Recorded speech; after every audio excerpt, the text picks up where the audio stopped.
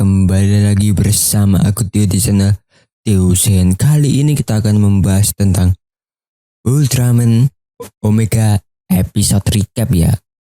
Ya, karena di minggu ini episode 24 nggak tayang, kita bahas recapnya saja yang tayang minggu lalu ya. Ya, tapi sebelum kita mulai ke videonya, kita intro dulu.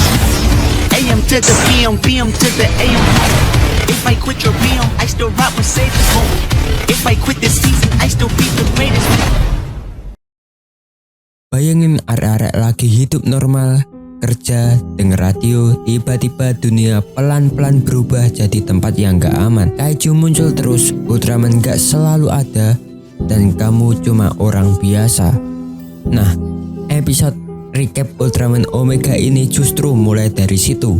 Bukan dari ledakan atau beam ya, tapi dari hidup orang-orang biasa yang kena dampaknya. Di video ini kita bakal bahas Ultraman Omega Special Recap. Mungkin episode ketiga lah ya, yang berjudul Harapan Nariaki Akaji. Ya ini recap ya, tapi cara nyeritainnya itu beda. Lebih dekat, lebih manusiawi dan jujur aja ya, cukup nusuk. Ya aku gak bakal bahas sinopsis atau alur ceritanya, aku bakal bahas hal menarik dan poin pentingnya aja. いえ、苦しいのはお互い様ですから。ええ、情勢が落ち着きましたらまたよろしくお願いします。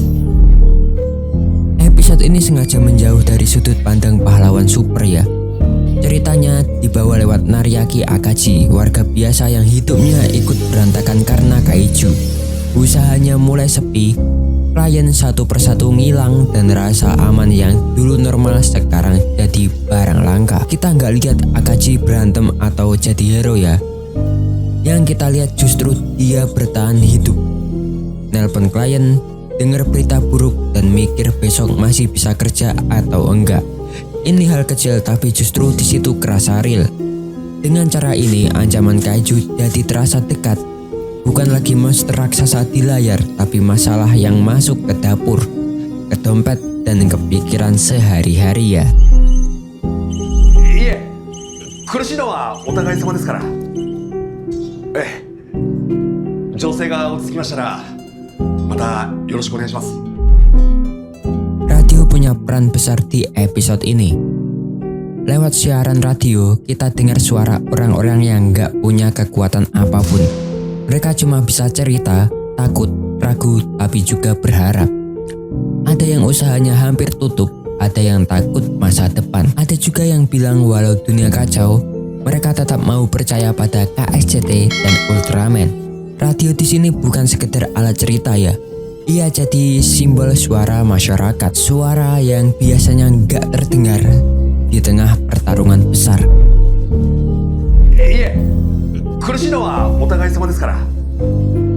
ええ、情勢が落ち着きましたらまたよろしくお願いします。 Ini episode recap, tapi bukan sekedar potong tempel scene lama.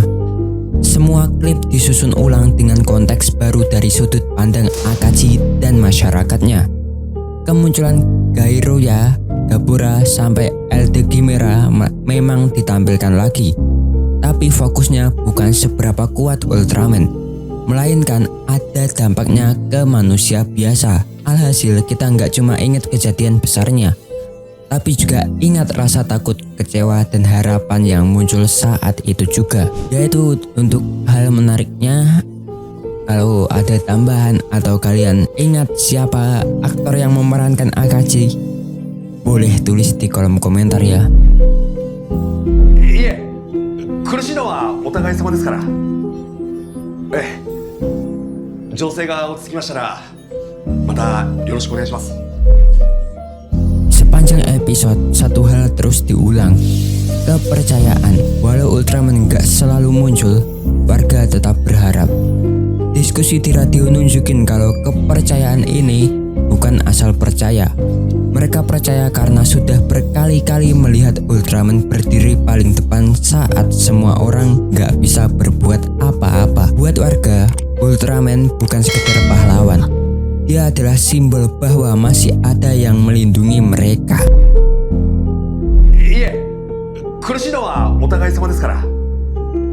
ええ、情勢が落ち着きましたらまたよろしくお願いします。 Kaiju sekarang gak cuma muncul di satu tempat, mereka ada di berbagai belahan dunia. Jepang cuma salah satunya. KSCT dan NDF jelas bekerja keras, tapi episode ini jujur nunjukin keterbatasan manusia. Gak semua ancaman bisa langsung diselesaikan. Dunia terasa rapuh, setiap hari ada rasa takut bahwa besok bisa lebih buruk dari hari ini. いえ、苦しいのはお互い様ですから。ええ、情勢が落ち着きましたらまたよろしくお願いします。 Gairuga digambarkan sebagai kaiju yang beda. Sumber energinya kain 102, daya serangnya tinggi, dan yang paling bikin ngeri, dia sulit dilacak. Fakta bahwa Ultraman tidak berhasil mengalahkannya secara langsung bikin publik makin cemas. Ini bukan kekalahan biasa.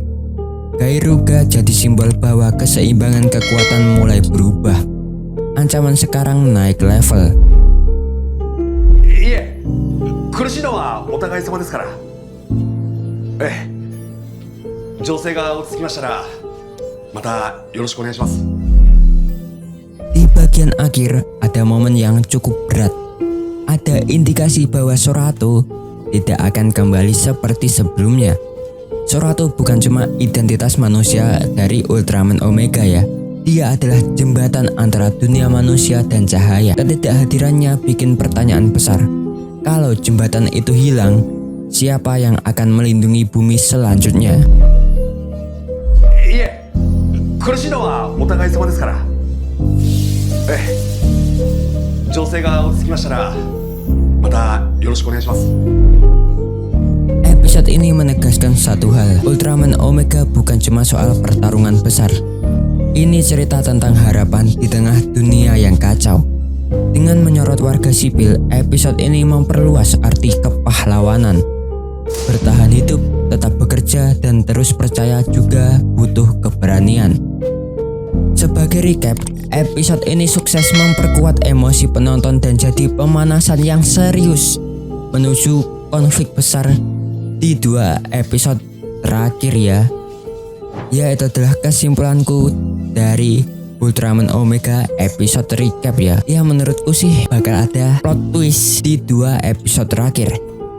Karena bahwa ada spekulasi dari fans kalau Kose bakal menjadi Ultraman Omega. Nah loh, tapi yang kupikir setelah membaca itu gimana bisa, karena Kose kan gak punya keterikatan dari cahaya milik Omega ya.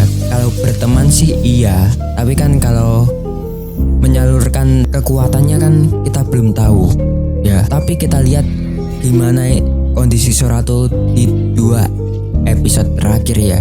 Karena di akhir recap ini kayak Sorato yang mode dimensi lain gitu ya. Aku ingin lihat pendapat kalian di kolom komentar juga ya. Ya, segitu dulu untuk video kali ini. Jangan lupa subscribe agar kalian tidak ketinggalan video terbaru dari channel ini. Like kalau kalian suka, dislike kalau kalian jelek, dan share video ini. Follow ligaku yang ada di sini.